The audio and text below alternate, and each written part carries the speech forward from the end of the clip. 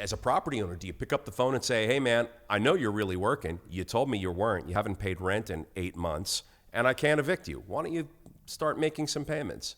Is that an appropriate thing to do? Yes or no? I want to hear from you. Right now, during the pandemic, unfortunately, George, we're seeing it more than ever. Right now, property owners can't evict. The courts aren't open. People are saying that they don't make money and they're not earning wages when we've learned that many of them are. And certainly there's many that aren't, and it's a tough thing for them. And you know, of course, we're here to do whatever we can and what we're obligated to do and required to do. There's programs out there. There's federal aid. There's state aid.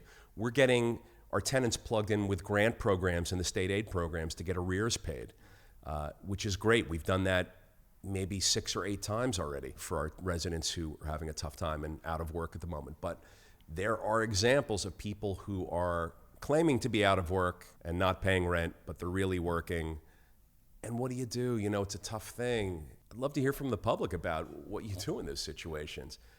As a property owner, do you pick up the phone and say, hey man, I know you're really working. You told me you weren't. You haven't paid rent in 8 months and I can't evict you. Why don't you start making some payments? Is that an appropriate thing to do? Yes or no? I want to hear from you. Because this tenant, in the example that I'm citing, isn't playing by the rules. They're saying that they're out of work and not making income. Now look, even not being out of work, things can be very tough. You know, maybe they've got some medical bills, or maybe they've got other things that are eating up the income that they are making that they told me they weren't making. But tell me, talk to me. You know, I'm asking for upfront, honest communication about it. But, you know, I think it's a problem when tenants start gaming the system and having a untruthful and dishonest relationship with the property owner.